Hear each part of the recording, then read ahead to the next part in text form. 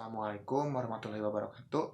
Kami dari kelompok 7 Sistem Informasi Interface akan menjelaskan tentang arsitektur interface.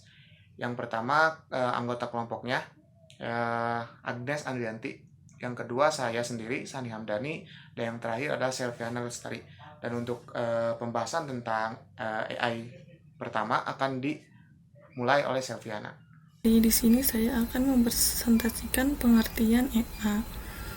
Pengertian EA di sini terdapat pengertian dari beberapa para ahli.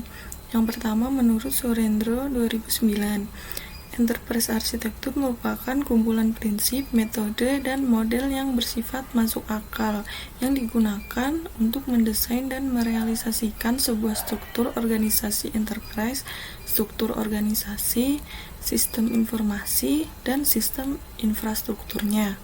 Yang kedua, menurut The Open Group 2009, Enterprise Architecture adalah blueprint organisasi yang menentukan bisnis, informasi, dan teknologi yang digunakan agar tercapai misi organisasi. Yang ketiga, menurut Oswald 2001, Enterprise Architecture merupakan deskripsi dari misi stakeholder yang di dalamnya termasuk informasi, fungsionalitas atau kegunaan dan lokasi organisasi.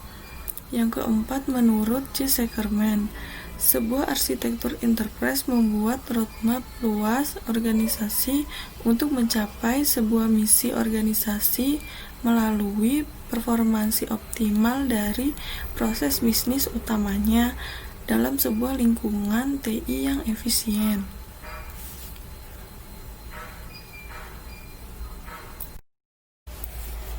Selanjutnya, tujuan EA. Tujuan EA di sini yang pertama strategi dan orientasi bisnis. Yang kedua, enabler yang menyediakan model bisnis baru dengan memperhatikan pengaruh teknologi informasi terhadap bisnis. Yang ketiga, kemampuan beradaptasi dan berkesinambungan. Yang keempat, terhadap perubahan organisasi dan pertumbuhan dalam pasar bisnis yang berkelanjutan dengan prinsip dan struktur arsitektur yang terus berlaku.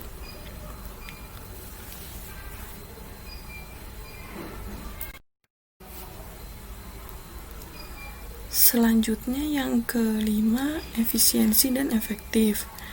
Yang keenam, mengembangkan dan mengimplementasikan I dan C dengan pengaruh yang kuat dan menjamin pemenuhan standar. Yang ketujuh, transparansi dan komunikasi. Yang kedelapan, melibatkan jumlah orang dengan kompetensi yang berbeda dari manajemen hingga ke pakar teknologi informasi.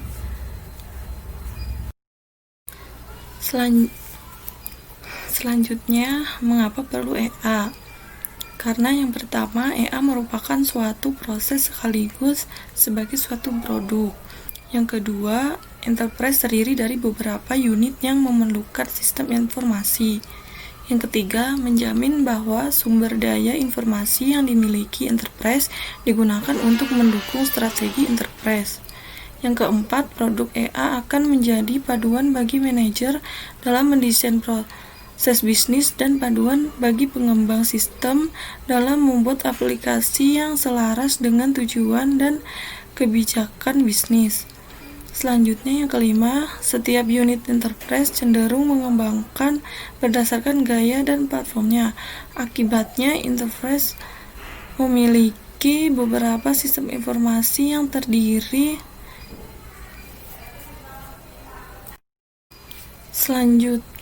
Selanjutnya yang kelima, setiap unit enterprise cenderung mengembangkan berdasarkan gaya dan platformnya.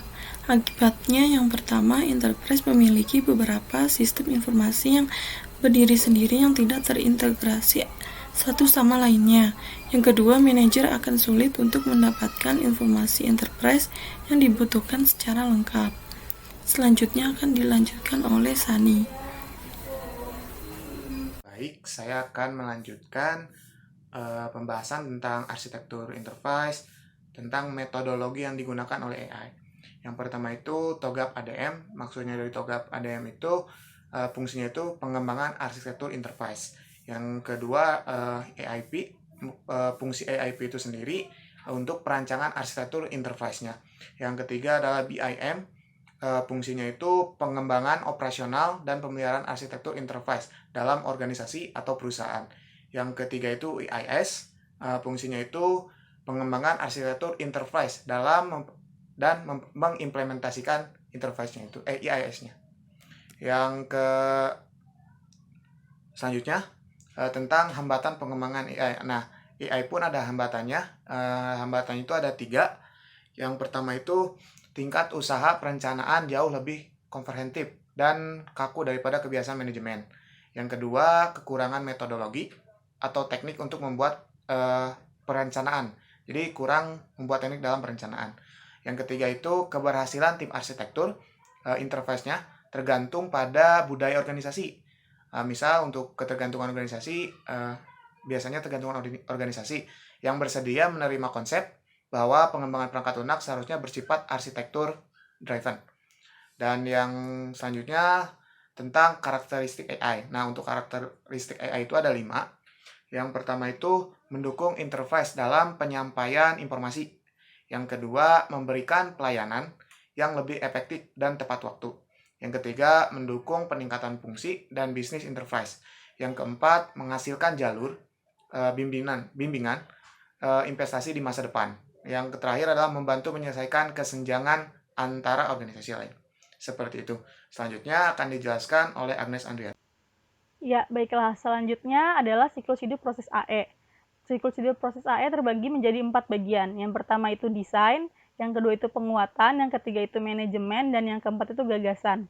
Pada tahap desain itu analisis model yang formal.